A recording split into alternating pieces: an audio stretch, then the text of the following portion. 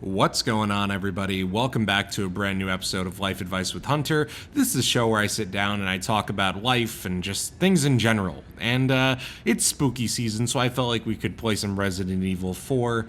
And so if you want to submit your own questions for these videos, you can do so by going down in the description and finding the Google form link near the top of the description.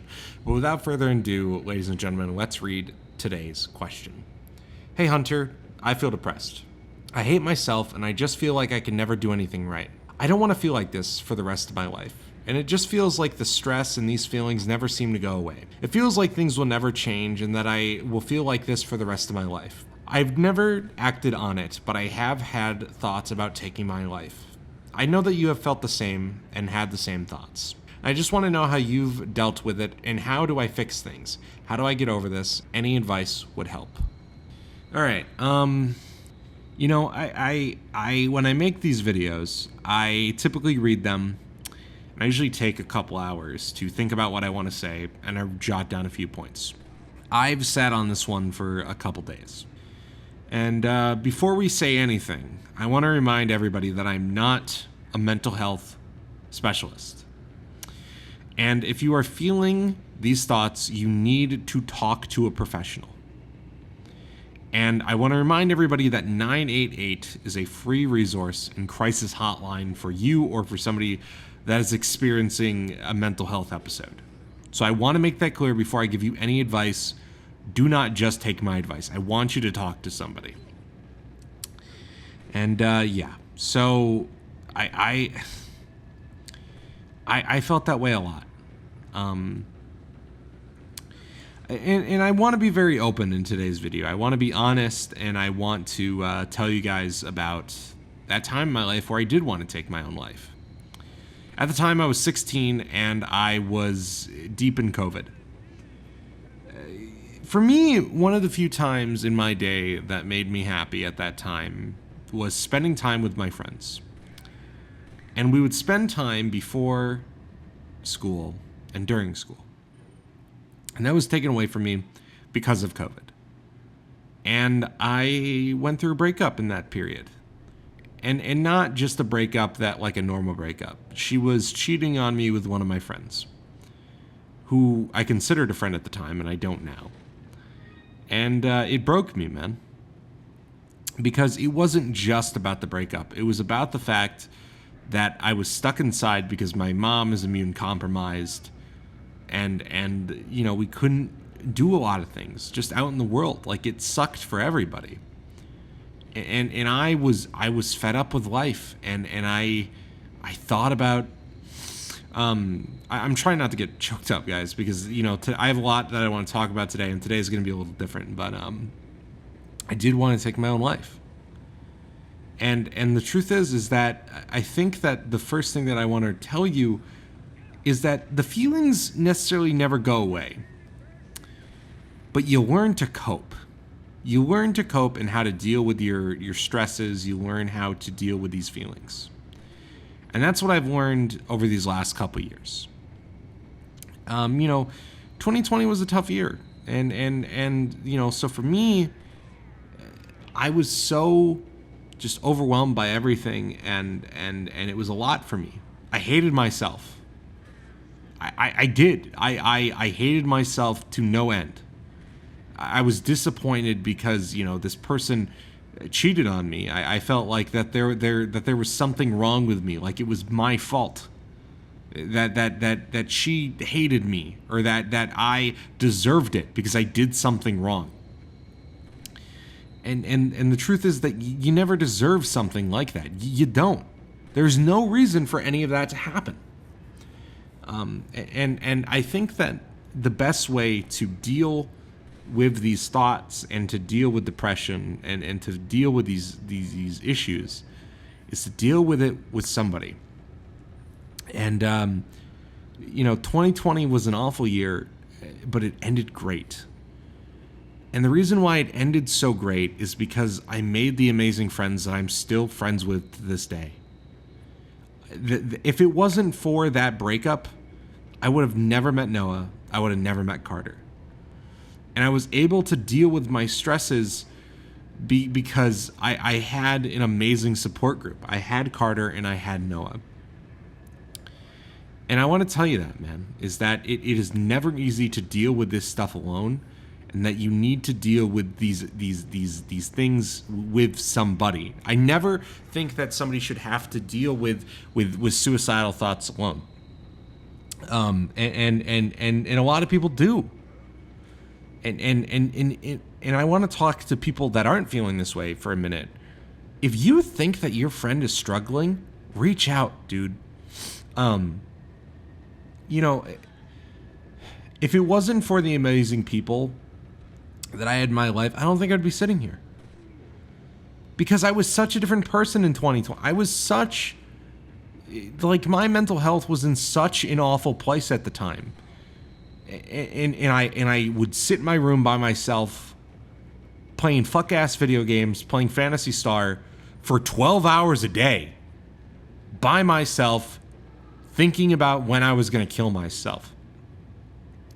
And I'm thankful that I didn't. And the unfortunate reality is that most people don't have the resilience to deal with that shit, man. They don't. And they need support. And that's why you need to check up on your friends. That's why you need to talk to people and make sure that they're doing okay, even if they seem fine on the outside, man. Depression is a thing that kills you from the inside. It does not discriminate, and it will not show symptoms in men in a lot of the cases. And it's sad, man. I've had multiple friends go through that shit. I've gone through it. It is a terrible fucking feeling. It's horrible. It's fucking horrible, man. And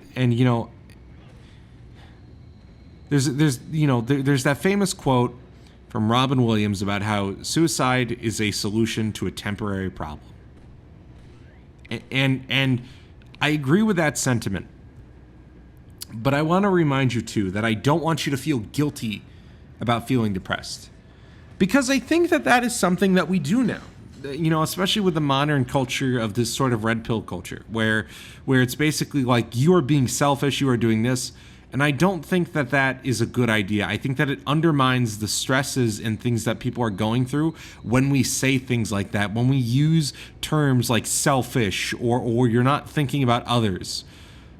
You don't understand what it's like. And I know what you're going through, man. You feel like there's nothing. I felt like there was nothing. And what really got me through it was spending a lot of time with amazing people. And it sucks that is the solution, because it's not the answer for everybody, and it's not a fix-all, and it's not something that everybody has access to, and I understand that. But you need to find something to distract yourself with. And I do mean that. And for me, it was video games. It was video editing. I've talked about it, but if it wasn't for that era and how I was feeling, I wouldn't be making videos. I wouldn't be here. I wouldn't be here, man. You need to find something to distract yourself with. Because depression is typically caused by an external issue that you are not able to correct. And you can't change it. And it sucks. I couldn't change that breakup from happening. I couldn't stop COVID from happening. I couldn't do that shit. But what I could do is I could use it to my advantage, and I could learn to adapt, and I could learn coping skills. And so what you have to do is that you need to find something that makes you feel something, right? Because you feel hollow, and I said earlier that those thoughts never leave. And it's kind of true, man. I still, at times, feel like I'm worthless, and it's tough. It's really, really tough. It really is. But you need to figure out ways that make you feel happy, and it's going to take trial and error. And one of the ways that makes me feel good is making videos. One of the ways that makes me feel good is playing video games. One of the ways that makes me feel good is spending time with friends. And you need to overconsume those things. Like, unironically, you need to overconsume. What I mean by overconsume is, don't be afraid to spend some extra time playing games. You need it. A lot of the times, depression is caused by just exhaustion. And I think that right now a lot of people spend too much time stressing about their futures. And part of that is because we live in a very much a nihilist society right now. And because we live in that type of society, so I think that it affects everybody around us, and I think that it affects everybody's mood.